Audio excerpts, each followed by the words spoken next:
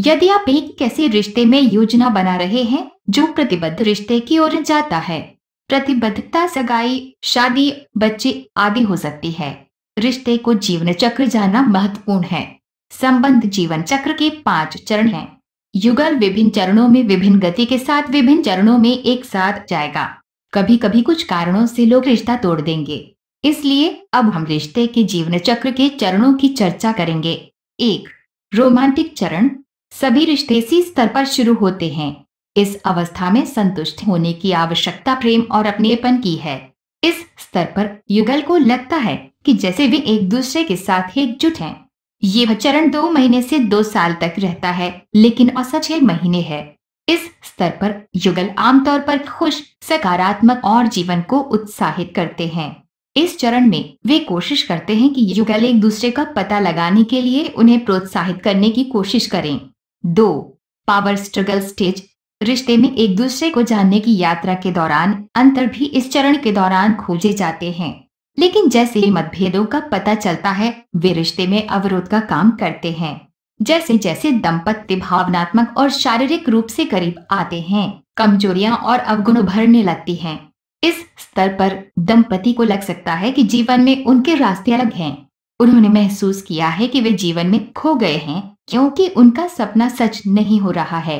वे एक दूसरे से अलग महसूस कर रहे होंगे और उनमें कुछ भी सामान्य नहीं होगा। ऐसा इसलिए है क्योंकि युगल का ध्यान वर्तमान पर है, न कि भविष्य पर। आखिरकार उन्होंने अभी भी फैसला नहीं किया है। 3. स्थिरता चरण। यदि कोई व्यक्ति यह नहीं सीखता है कि तनावपूर्ण परिस्थितियों को कैसे संभालना है, तो भविष्य में वे असफल हो जाएंगे। जीवन में कुछ ऐसी परिस्थितियां होती हैं जिनमें कठिनाइयां होती हैं, लेकिन यदि आप नहीं जानते कि उस स्थिति में कैसे स्थिर रहें, तो आप आम तौर पर छोड़ देते हैं। वे तलाक, दोषारोपण, लड़ाई या बहस जैसे निर्णय लेते हैं। 4. प्रतिबद्धता मंच। इस स्तर पर युगल को शादी के बारे में सोचना आवश्यक है, लेकिन दुर्भाग्य से वे रोमांटिक चरण में शादी कर लेते हैं। ये दुर्भाग्यपूर्ण है क्योंकि जब वे संघर्ष के चरण में पहुंचते हैं तो वे सोचते हैं कि उन्हें क्या करना है। इस चरण के दौरान युगल एक दूसरे की पसंद, उनके अंतर और उनमें सामान्य चीजों को बनाते हैं। 5.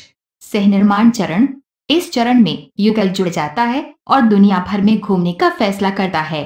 इस दुनिया में उनके बच्चे, परियोजना और व्यवसाय आदि शामिल हो सकते हैं। ये चरण मुख्य रूप से व्यक्तियों की बजाय एक टीम के रूप में काम करने पर केंद्रित होती है। कार्य में निरंतरता, जिम्मेदारी और पारस्परिक पूर्ति शामिल होती है। यहाँ ये महत्वपूर्ण बात यह है कि रिश्तों को रास्ते में लगातार पोषित किया जाना चाहिए। एक दूसरे के लिए समय चाहिए। ये मुश्किल हो सकता है, लेकिन चुनाव कभी कभी किया जाना चाहिए। इसलिए मुझे आशा है कि आपको सभी बिंदु मिल गए होंगे। इसलिए यदि आपको कोई संदेह है तो हमें नीचे लिखें।